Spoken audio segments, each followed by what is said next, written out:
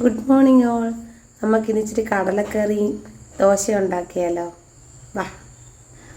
അതിന് വേണ്ടിയിട്ട് കൊച്ചുള്ളിയും സവാളയും, കൊച്ചുള്ളി മാത്രം എടുത്താൽ അത്ര നല്ല, തക്കാളി, കുറച്ച് ഇഞ്ചി, പച്ചമുളക് അത്രയും എടുത്തേക്കുന്നത്. കടല നന്നായിട്ട് കഴുകി തലേന്ന് വെള്ളത്തിലിട്ട് രാവിലെ കുതിർന്നെടുത്ത കടലയാണ്. അത് നന്നായിട്ട് 3-4 വെള്ളത്തിൽ കഴുകിയെടുത്ത് നമുക്ക് കുക്കറിനകത്തോട്ടിടാം. കുക്കറിനകത്തോട്ട് കടലയെല്ലാം ഇട്ടിട്ട് നമ്മൾ ഈ എടുത്ത് വെച്ചേക്കുന്ന കൊച്ചുള്ളി, സവാള, തക്കാളി ഓപ്ഷണലാണ്, ഇഷ്ടമുള്ളവർക്ക് ഇടാം, ഇല്ലാത്തവർക്ക് വേണ്ട. എന്നിട്ട് കുറച്ച് വെള്ളം അതിനകത്തോട്ട് ഒഴിക്കണം, ആവശ്യത്തിന് വെള്ളം. എന്നിട്ട് നമുക്ക് പൊടികൾ ചേർക്കാം.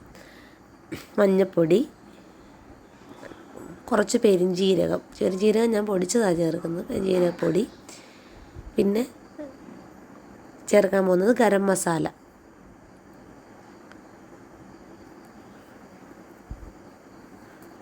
ഉപ്പിടുന്ന കാര്യം മറന്നു പോകരുത്.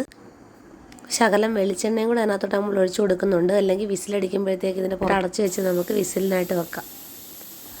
ഒരു 5-6 വിസിൽ. ഞാൻ 5 വിസിലടിക്കുന്നത്. ആ സമയത്ത് നമുക്ക് ദോശ ചുട്ടെടുക്കാം.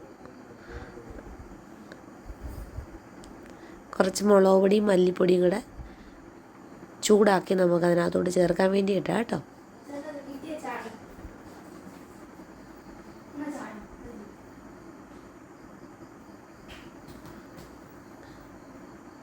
അഞ്ച് വിസിൽ വന്നിട്ടുണ്ടെന്ന് തുറന്ന് നോക്കാം.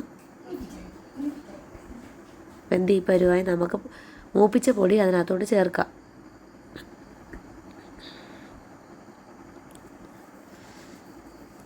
നന്നായിട്ടൊന്ന് മിക്സ് ചെയ്തിട്ട് നമുക്കൊന്ന് തിളയ്ക്കാൻ വെക്കാം. കുറച്ച് കറിവേപ്പില അതിനകത്തോട്ട് ചേർക്കാം. ഒന്നുകൂടെ ഒന്ന് നന്നായിട്ട് ഇളക്കിയിട്ട് നമുക്ക് ഒന്ന് തിളയ്ക്കാൻ വെക്കാം. ചെറിയ തീയിൽ ഒന്ന് ആ ഗ്രേവിയും അതെല്ലാം കൂടെ ഒന്ന് പറ്റി വരത്തക്ക രീതിയിലൊന്ന് വെക്കാം. കറി റെഡിയായി. അപ്പോൾ നമുക്ക് ദോശയും കടലക്കറിയും കൂടെ കഴിക്കാം.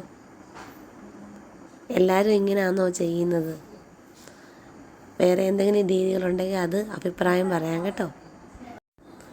ചിലർ കടലക്കറിക്ക് കടല അരച്ച് ചേർക്കുകയൊക്കെ ചെയ്യും. അങ്ങനെ ചെയ്യുന്നവർക്ക് വേണേൽ അങ്ങനെ ചെയ്യാം. ഞാൻ വെക്കുന്ന കടലക്കറിക്ക് അരച്ച് ചേർക്കാതെ തന്നെ അത്യാവശ്യം നല്ല, നമ്മൾ കൊച്ചുള്ളി ചേർക്കുമ്പോൾ നല്ല കൊഴുപ്പ് കിട്ടും. പിന്നെ അരച്ച് ചേർക്കേണ്ട ആവശ്യമില്ല, അതുകൊണ്ട് അരച്ച് ചേർത്തില്ല. അപ്പോൾ ശരി, എന്നാൽ ബൈ.